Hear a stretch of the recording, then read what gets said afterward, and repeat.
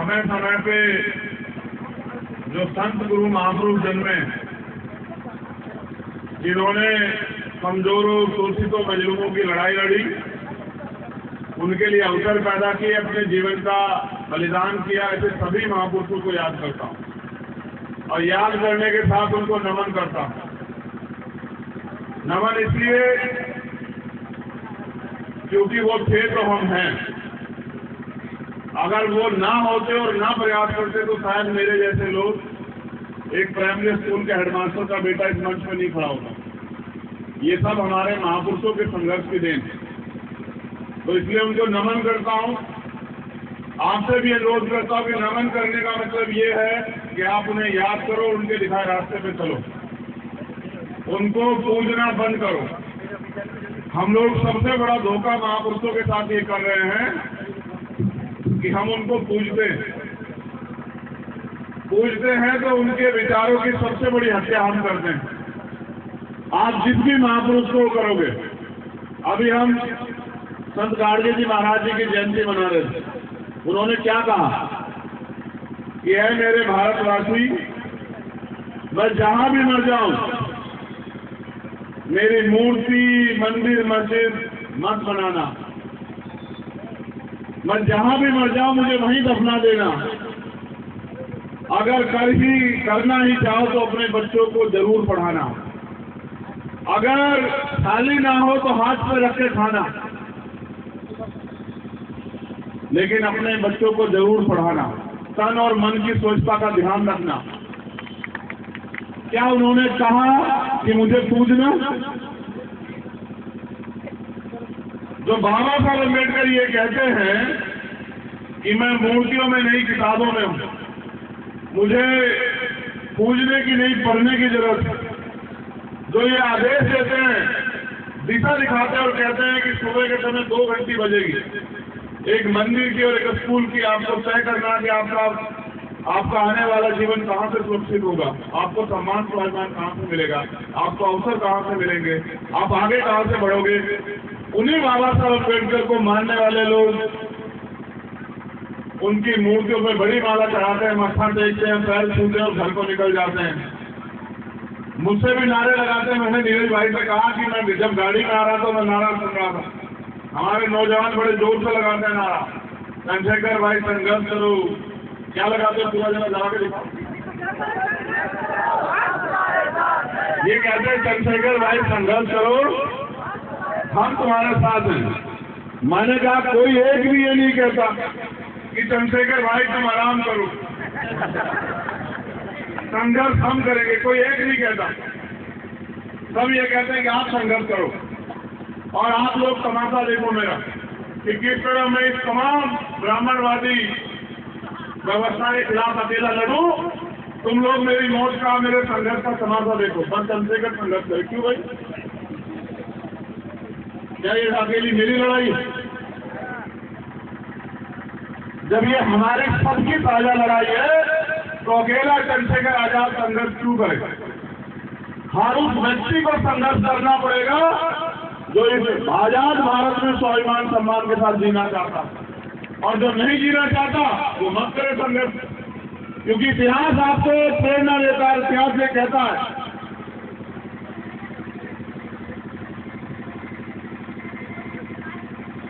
इतिहास सीख देता है और ये कहता है कि जो भी कौम अपना इतिहास नहीं जानती वो कभी अपने भविष्य का निर्माण नहीं कर सकती।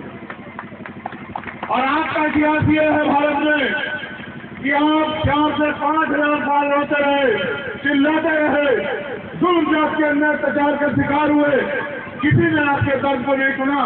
फिर आपके बीच के लोगों ने ये जिम्मेदारी अपने कंधों पर उठाई, वो आपकी इस लड़ाई को आगे बढ़ा के गए।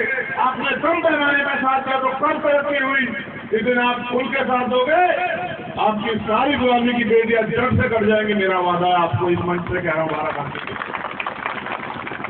जब आपने साथ दिया, चाहे आपने छत्रपति साहू जी महाराज का साथ दिया हो, चाहे आपने छत्रपति शिवाजी महाराज का साथ दिया हो, चाहे आपने राष्ट्रपिता ज्योतिबा फूले का साथ दिया हो, चाहे आपने बाबा साहब अम्बेडकर का साथ दिया हो, चाहे आपने महामना रामचंद्र वर्मा, बाबू जगदेव प्रसाद कुशवाहा का साथ दिया हो, चाहे आपने जगन्नाथ कपूरी ठाकुर का साथ दिया हो, संतराम जी प्रजापति का साथ दिया हो, जब भी आपने साथ दिया तभी आपकी जिंदगी में कोई ना कोई बदलाव हो। और जब जब आपने संघर्ष से मुंह मोड़ा, जब आपने माननीय काशीराम साहब का साथ दिया, तो एक गरीब के बेटे को कुर्सी मिली और उस कुर्सी से वो आपके हक अधिकारों के लिए लड़ा और बाहर के उसने कहा कि अब हम अपमान नहीं करेंगे, अब हम बिना अधिकारों के नहीं रहेंगे। ये मंच है और मैं समझता हूं कि बड़ा टीवी मीडिया तो हमें नहीं दिखाता तो अपने मतलब के लिए दिखाता, उतना ही दिखाता जितना दिखाना चाहता है। तो अच्छा अवसर है प्रचार करने का भी, तो मैं तो अवसर को नहीं चूकने वाला। जो कमी खामी थी वो तो धर्म कर्म सब पे हमारे तमाम साथी बोल चुके। रामेश्वर पवन जी कोई तोड़ नहीं है, पूरा जीवन संघर्ष में लुटा दिया, लेकिन हमारे यहाँ इज्जत पैसे वालों लोगों की होती है, पद वालों की होती है, गाड़ी घोड़े वालों की होती है, संघर्ष प्रतिभागी की इज्जत नहीं होती। इसलिए रामेश्वर पवन यहाँ बैठे। अगर वास्तविकता प्रतिभा की वो सम्मान होता तो रामेश्वर पवन जी वहां दिल्ली की संसद से बाहर रहे होते और इनका मुकाबला करने के लिए किसी की हैसियत नहीं होती, कोई जवाब नहीं दे पाता इनका। लेकिन आपको रामेश्वर पवन नहीं चाहिए, आपको जो चाहिए वो आपको पता है, मुझे नहीं बताना है कि आपको क्या चाहिए। हम पे एक साथी प्रोफेसर हमारे चले गए, ठेकेदारी के जो प्रोफेसर हैं लक्ष्मण यादव जी, उन्होंने बहुत कुछ बताया। हमारे साथी RS पटेल जी ने आपको जो सरदार सेना के अध्यक्ष से बड़ी विस्तार से सारी चीजें बताई, और मेरे भाई नीरज साहब ने भी आपको जो है अंधविश्वास पाखंडवाद पे सब कुछ बताया। इस पे तो तुमने सुन लिया, लेकिन मेरा काम इस पे बताना नहीं है। इससे तो पेट भर गया होगा। कितनी देर तक याद रखोगे इनकी बातों को? 2 घंटे, 4 घंटे, 6 घंटे? कल तो फिर आपको अंधविश्वास पाखंडवाद में जीना है। कल तो आपको फिर अपने किस्मत के फैसले दूसरों से कराने हैं। कल आपके यहाँ शादी ब्याह कुछ भी हो तो आपको किसी और के यहाँ मत्था टेकना है।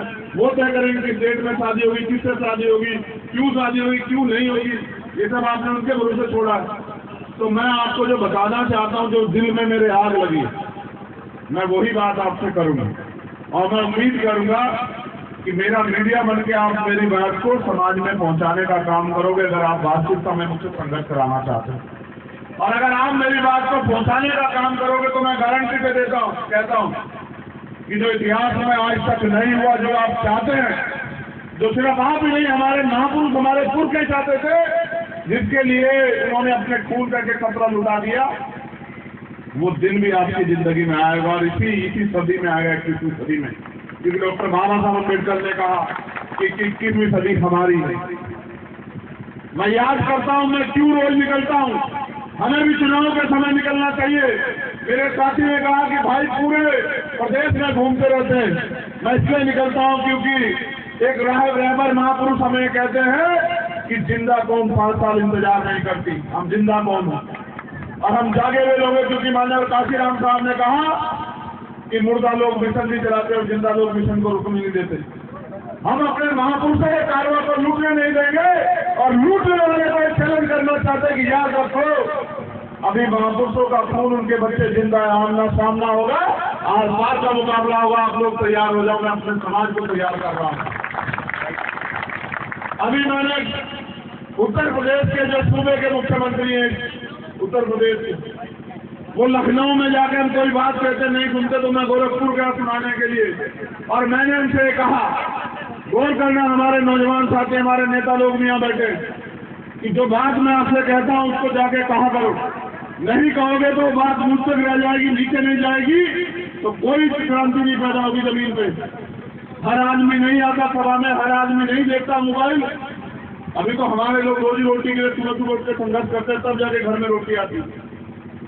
तो मैंने अभी कहा कि बाबा साहब अम्बेडकर ने संविधान में आर्टिकल 340 में पिछड़े वर्ग की तरक्की के लिए सबसे पहले प्रावधान किया। फिर 40-42 लिखा, पहले 40 लिखा, और 40 में पिछड़े वर्ग के लोगों को स्पेशल प्रोविजन मिलना चाहिए तरक्की के लिए, इसकी व्यवस्था की। और मैं उस तरह की जो तत्कालीन सरकार बनी थी, पंडित जवाहरलाल नेहरू के नेतृत्व में, उन्होंने कहा कि ये जो टेम्परेरी सरकार है, जब नई सरकार बनेगी तो हम आर्टिकल 340 के प्रावधान को लागू कराएंगे। और उसी के देखा देखी काका कालेकर आयोग 1953 में बना, लेकिन उनकी नीयत नहीं थी कि काका कालेकर आयोग जो है उसकी रिपोर्ट को लागू किया जाए। उन्होंने उस फाइल को जो पिछड़े वर्ग के लोग अपने पैरों पर खड़ा करती, जो आपको आपकी संख्या के आधार पर हिस्सेदारी देती, उसको डस्टबिन में फेंकने का काम किया। फिर दोबारा से आंदोलन जारी हुआ, एक तरफ कमंडल का आंदोलन, एक तरफ मंडल का आंदोलन। बीपी मंडल जी के नेतृत्व में फिर मंडल कमीशन बना, उनकी सिफारिशों को फिर से जो है डस्टबिन में फेंक दिया गया। फिर एक आंदोलन जन्मा, जिनकी समझ में आर्टिकल 340, उन्होंने एक नारा दिया, क्योंकि जब वीपी सिंह की सरकार बनी, जनता दल का जब नेतृत्व आया, उन्होंने नारा दिया था कि हम मंडल कमीशन लागू करेंगे, मंडल कमीशन की सारी सिफारिशों को लागू करेंगे। तो उन्होंने पूछा उनसे कि आपके वादे का क्या हुआ? आपने कहा था मंडल कमीशन लागू करोगे। फिर एक नारा आया संघर्ष में कि मंडल कमीशन लागू करो वरना कुर्सी खाली करो, और अपनी कुर्सी को बचाने के लिए मंडल कमीशन लागू हुआ। जब मंडल कमीशन लागू हुआ, वोट से मेरे सरकार वाली ने उससे तय किया, तो उन्होंने न्यायपालिका के जरिए 52% ओबीसी को 27% आरक्षण का आधे से ज्यादा हिस्सा छीन के देने का काम किया। वो भी आधा हिस्सा जो है अब तक नहीं मिल रहा। उसमें भी मंडल कमीशन की 2 सिफारिशें मानी गई। ये देखो मेरा सवाल सोया हुआ, उनकी 3 सिफारिशों को नजरअंदाज करके 2 सिफारिश मानी गई थी मंडल कमीशन। आज भी मंडल कमीशन की फाइल धूल फांक रही। देश के प्रधानमंत्री जो वर्तमान के हैं, जब वो 2013 में आए चुनाव प्रचार में, उन्होंने भी कहा मेरे लोगों से कि मैं पिछड़े वर्ग से आता हूँ, पिछड़ी माँ का बेटा हूँ, हम मंडल कमीशन लागू करेंगे। हमारे लोगों ने दिल खोलकर ने वोट दिया कि हो सकता है ये मंडल कमीशन लागू कर दे।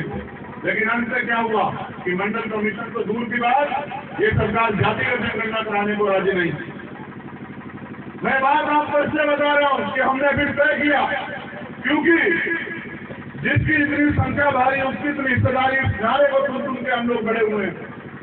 भारत में संख्या हमारी भारी है, लेकिन हिस्सेदारी के साथ चोरी हमारी ज्यादा हो रही है। इसलिए हमने तय किया, क्योंकि हम सरकार से जब कहते हैं कि कराओ जातिगत जनगणना, जब हम कहते हैं कि 52% पिछड़ों को 52% आरक्षण दो, जब 100 पद आएंगे डीएमएसएसपी के, 100 में से 52% पिछड़े वर्ग के जाएंगे, तो ये कहते हैं कि अभी हमारे पास सरकार के पास साधन नहीं है, देश के पास साधन नहीं है।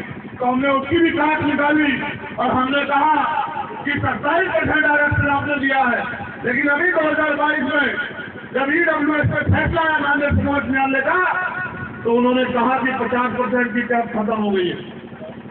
जब उन्होंने 50% की कैप खत्म कर दी और आपने हमसे कहा, जब आपने 27% आरक्षण दिया कि 50% की कैप के कारण 27% आरक्षण मिल रहा है, अब हमने मांग उठाई है कि जिसकी इतनी संख्या बारी उसकी इतनी हिस्सेदारी अब इस देश में लागू होनी चाहिए। 52% ओबीसी को 52% आरक्षण भी देश में मिलना चाहिए। ये मांग हमने उठाई, जो सरकार का जवाब आया कि अभी भी साधन की कमी है। तो हमने कहा ठीक है, अगर साधन की कमी है तो 27% से अलग वो पिछड़ी जातियां जो अभी तक मुख्य धारा में नहीं आ पाई है, उन अति पिछड़ी जातियां को 15% आरक्षण की व्यवस्था अलग से आपको करानी चाहिए। जब उन 15% आरक्षण को पिछड़ी अति पिछड़ी जातियों में जाने का मौका मिलेगा, हम सामाजिक न्याय को मानने वाले लोग हैं, तो मैं मानता हूँ कि जिनका कभी क्लर्क भी नहीं बना, पटवारी भी नहीं बना, उनका भी जब आईएएस आईपीएस बनेगा तो उन समाज के बारे में भी आवाज उठेगी। हिस्सेदारी का मतलब, सामाजिक न्याय का मतलब ये नहीं होता कि मैं, मेरा बेटा, मेरी बेटी, मेरा परिवार, ये नहीं होता है। समाज के हाथे में गए हुए सारे आदमी की आवाज आपको उठानी पड़ेगी। इसलिए अभी हमने मांग की है कि अति पिछड़ी जातियों को 27% से अलग, क्योंकि हमारी हिस्सेदारी तो 52% बैठती है, लेकिन आपके साधन कम है, तो 15% अति पिछड़ी जातियों को अलग से आरक्षण की व्यवस्था सरकार कराए। और उसके साथ यहाँ 66 जातियां चिन्हित की गई हैं दलित समाज की, 60 दिखती नहीं है, 6 दिखती है मात्र। हमने मान किया, हमारा दिल बड़ा है, हम ईमानदारी से बहुजन बनाना चाहते हैं कि उन 60 जातियों को भी संख्या के आधार पे 5% आरक्षण अलग से जो अब तक मिल रहा है उससे फिर देने की व्यवस्था सरकार करे। और मैं आपसे वादा कर रहा हूं कि सरकार के हलक में हाथ डाल के हम ये आरक्षण दिला करेंगे अपने लोगों को। इस सरकार को मेरी चुनौती है, ये बात सरकार याद रखे, ये लोकतंत्र है, जिनका वोट होगा उनका राज होगा और जिनकी संख्या ज्यादा होगी उनके हितों की रक्षा वो खुद करेंगे। इसलिए हम लोग जगाने के लिए निकले कि उन अति पिछड़ी और अति दलित जातियों को भी वो आरक्षण की व्यवस्था होनी चाहिए। लेकिन सम्मानित साथियों, ये लड़ाई, जिस लड़ाई की शुरुआत के दौर में आज फिर हम दोबारा से खड़े हुए हैं, ये सामाजिक परिवर्तन आर्थिक मुक्ति का आंदोलन, इस आंदोलन को सफल बनाने के लिए भी आपको मेरी बात पर गौर करना पड़ेगा। कैसे होगा सामाजिक परिवर्तन? किसी भी परिवर्तन के लिए शक्ति की जरूरत होती है और भारत में जो शक्ति है वो सत्ता के पास है। आप सत्ता से दूर हो, सत्ता आपके आसपास में नहीं, बताओ परिवर्तन कैसे होगा? आपकी जो समस्याएं हैं जिनके लिए रोज आप उम्मीद करते हो कोई सरकार बने, कोई मसीहा आए, कोई सोचे, लेकिन बाबा अम्बेडकर आपको वोट का अधिकार देके गए हैं। उस वोट के बदौलत आप अपना राज स्थापित करके उन सारी समस्याओं का हल निकालना चाहते हैं। कब तक दूसरों पे भरोसा करते रहोगे मेरे साथी? अब आपको पहले राजतंत्र था, राजा महाराजा आमने सामने होते थे, सेना सामने सामने होती थी, तलवार भाले चलते थे, बंदूकें चलती, तोप चलती थी, ऊंट हाथी घोड़ों में युद्ध होता था, कत्लेआम होता था, सब जगह सत्ता बदलती थी, राज बदलता था। अब बाबा साहब अम्बेडकर के प्रयास से, उनके साथियों के प्रयास से, सर छोटूराम के प्रयास से आज ऐसे बटन दबाना पड़ता है। अपना अंगूठा भी तैयार नहीं कर पाओ तो बता मानसिक गुलामी तुमसे कितनी हुई अब तक। आजाद में 70 साल से ज्यादा हुए। मैं आपको इतिहास बताता हूँ, भारत का नील भाई ने जिक्र किया भोपाल के आंदोलन का। गया था मैं भोपाल, क्योंकि अभी जो अवसर है वो भी समानता के रूप में नहीं आए, लेकिन कुछ दल पिछले दरवाजे से, दल क्या वो भारतीय जनता पार्टी आरएसएस के लोगों में जानता हूँ उनको, वो पिछले दरवाजे से एक आंदोलन करवा रहे थे। और आंदोलन क्या था कि जातिगत आरक्षण खत्म होना था, जैसे इनके बाप ने दिया था। ये ऐसे बता रहे खत्म होने से जैसे इनके बाप दादाओं ने भीख में कुछ दे दिया हो। ये हमारी हिस्सेदारी है, हमारा बल देखो कि हमने मार खाई, हमने अन्याय करा, हमने जुर्म जाते पाई, हमने तमाम अधिकार विहीन होकर भी अपने देश को संजो के रखा। हमने इस देश से कभी जो है बगावत नहीं की। तब मैंने सोचा कि ये ऐसे नहीं मानेंगे। मैंने अपने लोगों से कहा कि इसका जवाब पत्थर से देना पड़ेगा, इनके आंदोलन से बड़ा आंदोलन करना पड़ेगा। 12 फरवरी को आना मेरे दोस्तों भोपाल, हम इस सरकार को बताएंगे कि ये जो पिछले पर्दे के पीछे जो खेल कर रही है इसका जवाब हम देंगे। और 12 फरवरी को जो सैलाब आया तो मुख्यमंत्री को पसीने भी पता नहीं कहां से आए। मुख्यमंत्री अगले दिन जो मांगे हमने उठाई 31 उन पे घोषणा करने लगे। लेकिन सबसे जरूरी बात यह है कि जातिगत जनगणना होनी चाहिए, क्योंकि जब जातिगत जनगणना होगी तो पोल खुलेगी कि किस जाति के सुप्रीम कोर्ट में कितने जज हैं, किस जाति के हाई कोर्ट में कितने जज हैं, किस जाति के यूनिवर्सिटी में चांसलर हैं, किस जाति के उत्तर प्रदेश में कितने थानाध्यक्ष, कितने सीईओ पोस्टिंग पे है, कितने आईएएस आईपीएस पोस्टिंग पे है। इन सारी बातों की और देश में भी जो सरकारों में है उनकी सबकी पोल खुलेगी। किस जाति के कितने केंद्रीय सचिव हैं, किस जाति के राज्य सचिव हैं, ये सारी पोल कब खुलेगी? कौन इस देश में फ्रेश व्यवस्था बना रहा है? हमारे लोग तो सचिवालयों में अगर है भी तो उन पदों में बिठा रखते हैं कि वो बेचारे कलम भी नहीं चला सकते, फाइलें उठाने में लगे हुए कर्मचारी हमारे दलित पिछड़े आदिवासी समाज के माइनॉरिटी के जो कर्मचारी, इनके लोग बैठे रहे बड़े हमारे जिनकी सरकार है। अभी मैं गया गोरखपुर, नीरज भाई, मैंने डाटा मंगाया, 30 से ज्यादा शायद खाने हैं वहां और 28 से ज्यादा 2 जातियों के खाना थे, 28 से ज्यादा। और जातिवाद हम करें और हमारे लोग धर्म के नाम पे उनको वोट दे रहे हैं, बाद में कह रहे हैं साहब हमें जूते मारे। भाई जब आप उनको वोट दोगे तो आप तो जूते नहीं मारेंगे, बताओ। ये हालत है। मैं आपका गोल करना चाहता हूं इस बात पे सबसे ज्यादा शोषण हम पे तब होता था जब इस देश में संविधान नहीं था। और उस समय के जो हमारे लड़ाका महापुरुष थे, उन लोगों ने उस शोषण के खिलाफ आवाज उठाई और संकल्प लिया और ठान के इस लड़ाई को लड़ा। और देखो आज हमारे पास अवसर है, आज हम कुत्तों में बैठे हैं, आज हम वोट देते हैं, आज हम हवाई जहाज में घूमते हैं, आज हम बस में जाते हैं, ट्रेन में जाते हैं, अपनी गाड़ियों से घूमते, आज हमारा हाथ सजा है। ये सब हुआ संकल्प के कारण। लेकिन क्या उसके बाद हम लोग संकल्प लेने की स्थिति में नहीं है? आज का जो नौजवान इस अपमान को महसूस करता है, उस अपमान को दूर करने के लिए वो क्या तैयारी कर रहा है? अगर तैयारी करनी ही है तो ये करो कि किस तरह से देश की राज व्यवस्था पे हमारे लोग काबिज हों, क्योंकि जिनका राज होता है उनकी बहन बेटियों के साथ कोई अत्याचार नहीं करता। जिनका राज होता है वो किसी से कुछ नहीं मांगते। जिनका राज होता है उनको अन्याय अत्याचार अपमान नहीं सहना पड़ता। आज भी देश में जाते वाले उसका आलम ये है कि आज भी घोड़ी पे चढ़ने पे, भूखे रखने पे, पानी पीने पे, तमाम तरह की सुधारित करने पे आज भी अपमान होता है। आज भी हालात नहीं के वही है। तो बताओ इस देश में मानसिक रूप से क्या बदला 70 सालों में? मैं भी कहा दोबारा से, हमारा एक साथी किशन लाल यादव पादरी 12 तारीख के आंदोलन में उनकी जान चली गई। मैं उनके घर गया, मैं अपने लोगों से कहना चाहता हूँ, देश को आजाद हुए 75 साल से ज्यादा हो चुके हैं, देश में लोकतंत्र आए 70 साल से ज्यादा हो चुके हैं। जब मैं उनके घर गया तो मैंने देखा कि उनका घर कच्चा है, उनका घर कच्चा है, उनसे नहीं रहा गया। मैंने अपने साथियों कहा कि जब तक इस प्रदेश में सबके घर पक्के नहीं हो जाते हम लोग चैन से नहीं बैठेंगे। इस आंदोलन की शुरुआत हमने गांधी जी महाराज जी की जयंती पे कल की है। हमने अपने साथियों से कहा, जो आप जैसे साथी बड़ा काम करते हैं, हमने उनसे कहा कि 1 महीने में हर गांव का डाटा तैयार करो और जितने कच्चे मकान हैं उन सबको कहो कि हमारा वादा कि बिना सरकार के जब छीट के हम आपके पक्के मकान बनवा के दिखाएंगे। ये हमारा वादा। इसके लिए हमने तय किया कि जैसे हम पे डाटा आ जाएगा, हम जिले वाइज सम्मेलन करके सरकार को अल्टीमेटम देंगे और अगर नहीं मानी सरकार, नहीं सुना सरकार ने, तो फिर भोपाल का घेराव करके मुख्यमंत्री को बताने का काम करेंगे कि हम जिंदा कौम हैं।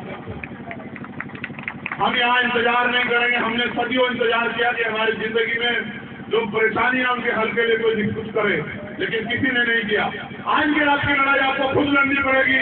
मैं यहाँ आया, अपनी बात रखी, चला जाऊं और आप अपने घर में पढ़ के सो जाओ, इससे आंदोलन कामयाब नहीं होगा। अगर आप कामयाब करना चाहते हैं तो जो जाति व्यवस्था उन्होंने बना के हमें बांटने का काम किया, उस जाति व्यवस्था से बाहर निकल के भाईचारा बनाने का काम करो, तब जाके परिवर्तन होगा इस देश में। उन्होंने हमें बांटा अपने मकसद के लिए, अपने फायदे के लिए। हम लोग एकजुट नहीं है और एकजुट होने का प्रयास भी नहीं करिए। हमारी नालायकी, जब हम इतने बढ़िया भाषण देने लगे, इतना समझदार हो गए, डॉक्टर, इंजीनियर, IAS, IPS बनने लगे हैं, तो हम ये क्यों नहीं समझ पा रहे कि एक ही प्रक्रिया से पैदा होने वाले बच्चे की जाति अलग अलग कैसे हो सकती है? इंसान की एक ही जाति है, वो इंसान है, उसका धर्म एक ही है, वो इंसानियत है।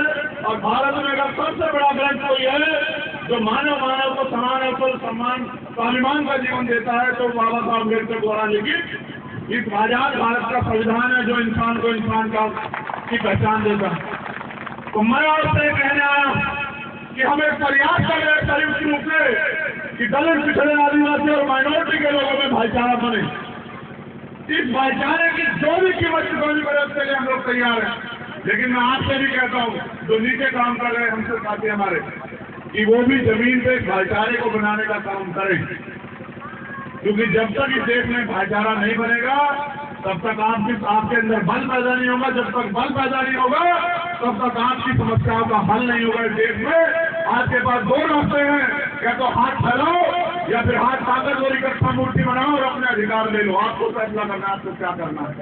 ये मैं एकता बनाने के लिए प्रयास करूंगा, मैं और मेरे साथी ये हमारी एकता को तोड़ने के लिए काम करेंगे। आपके जमीन पे आप लोग नीचे रहते, गाँव में, कस्बों में, गलियों में, आपकी जिम्मेदारी है कि वो एकता टूटनी नहीं चाहिए। ये झगड़े कराएंगे, फसाद करेंगे, झूठ बोलेंगे, गुमराह करेंगे, आरोप लगाएंगे, आपकी जिम्मेदारी है कि यार मेरे होने वाले सीधे साधे समाज के लोगों, अब तो अपनी जिम्मेदारी को समझो, एकजुट हो जाओ, अपने भाई का हाथ पकड़ो, उसके टांग मत खींचो। अगर आज भी ऐसा नहीं करोगे तो वो दिन दूर नहीं कि जब इस देश के संविधान को ये लोग कुचल के आपको और मुझको जानवरों जैसा जीवन जीने के लिए वापस उस अंधियारे में लेके जाएंगे। क्या आप उस जीवन को जीने के लिए तैयार हो? जवाब दो मुझे, क्या आप उस जीवन को जीने के लिए तैयार हो? नहीं हो तो उस जीवन को वो दिन आ जाए तो उसको रोकने की क्या तैयारी है आपकी? क्या जयंती मना के रोक लोगे? क्या जय भीम का नारा लगा के रोक लोगे? जब तक आप जमीन पे समाज में भाईचारा पैदा नहीं करोगे और उनको संगठित करके आगे की लड़ाई मजबूत करने का काम नहीं करोगे, तब तक हम लोग कामयाब नहीं हो सकते। उत्तर प्रदेश में आपने बड़े बड़े रहनुमा सुने, इसलिए मैं थोड़ा सा उत्तर प्रदेश से दूर रहता हूँ कि ठीक है भाई, आपको अभी मेरी जरूरत यहाँ नहीं है, अभी आपको रहनुमाओं पर भरोसा है, मैं आपको निराश नहीं करूंगा, भरोसा करो, लेकिन याद रखना कि ये लड़ाई, ये युद्ध और युद्ध में कोई भेड़ लगने नहीं उतारता, सब लोग योद्धा उतारते हैं। आप अगर उनको योद्धा समझते तो उतारो, वरना दो मेरा साथ, अगर मैं गारंटी देता हूं आपको, आप घोषणा पत्र बना के दो, मांग कर दो, उसको घोषणा पत्र बनाने का उत्तर प्रदेश में हम लोग करेंगे अगर आप हम लोग हमारा साथ दोगे। जिन समस्याओं के लिए आप उम्मीद करते सरकार करेगी, मैं आपसे वादा करता हूं, आप मांग पत्र बना के दो, पहले एक दिन उसको घोषणा पत्र में लागू करके और आपके अधिकार सुरक्षित करके आपको अगर गौरव का जीवन यहाँ नहीं दिया, क्योंकि ये भारत, जिन लोगों ने इतिहास लिखा उन्होंने तो पता नहीं किस का देश बताया, लेकिन ये सम्राट चंद्रगुप्त मौर्य का देश है, ये सम्राट अशोक का देश है, ये बुद्ध कबीर नानक रैदास का देश है, ये घासीदास का देश है, ये फूले साहब अम्बेडकर का देश है, ये संत गाडगे जी महाराज नारायण गुरु का देश है, ये पेरियार का देश है, ये बिरसा का देश है। और उनका इतिहास आप पढ़ो, वो हमारे पूर्वज हैं। मैं सम्राट अशोक का वंशज होने के नाते ये वादा करता हूं कि मेरी लिए आपकी जिम्मेदारी है कि जब तक दोबारा से भारत सम्राट अशोक के सपनों का भारत नहीं बन जाए, तब तक हमें रुकना नहीं चाहिए। साथियों, इतिहास याद करेगा,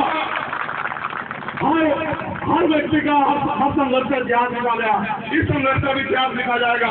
सवाल मुझ पे भी होगा, आप पे भी होगा, और सवाल ये पूछा जाएगा कि जब इस देश को बांटने, खत्म करने, इस देश के वंचितों के अधिकारों को छीनने काम वहां की सरकारें कर रही थी, तो उस समय ये समाज के जो जागरूक लोग थे वो क्या कर रहे थे?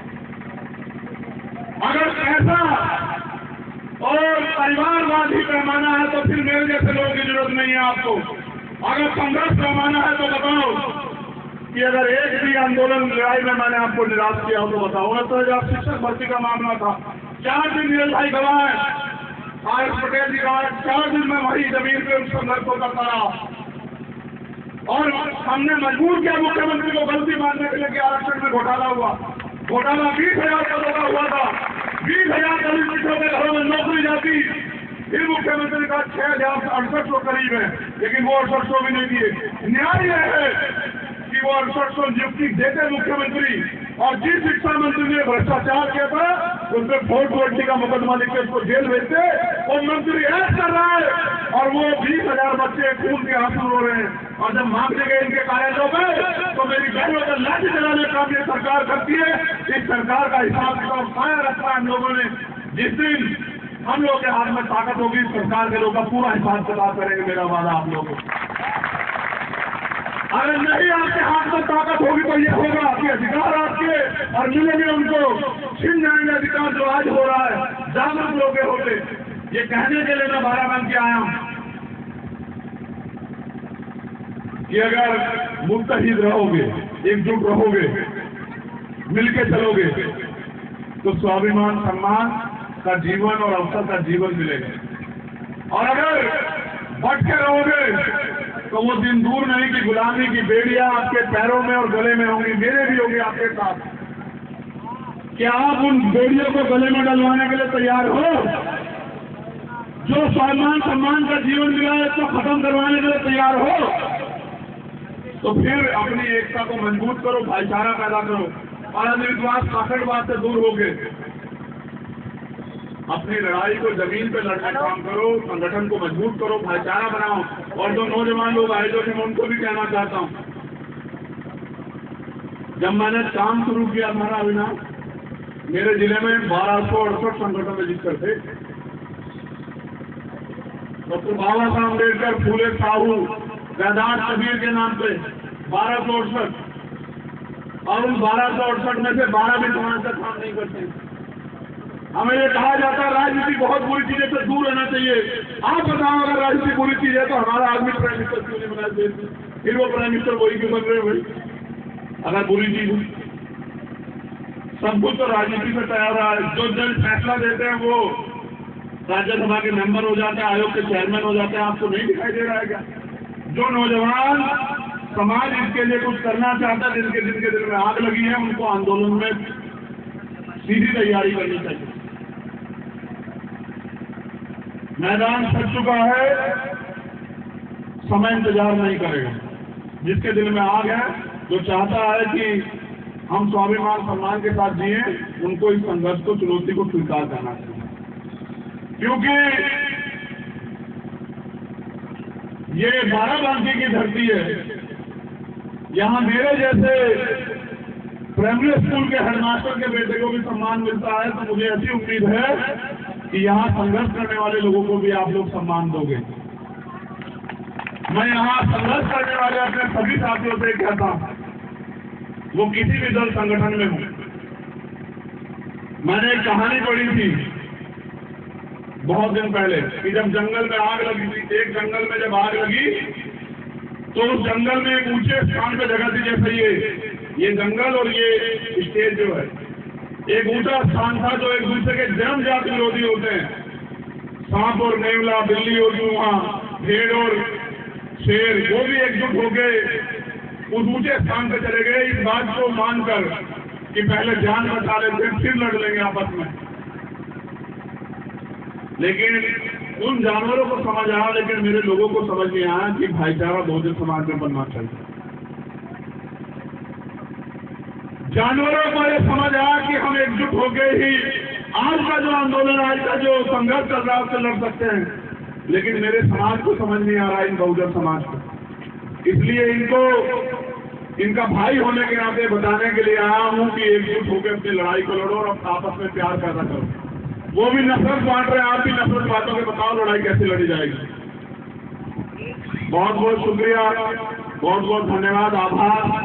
आप सबके लिए मंगल कामना। ये उम्मीद कि मेरे जाने के बाद आप लोग घर में पड़ के नहीं सोओगे, आप लोग मैदान में निकल के काम करोगे और लोगों को जोड़ने का प्रयास करोगे, भाईचारा बनाने का प्रयास करोगे।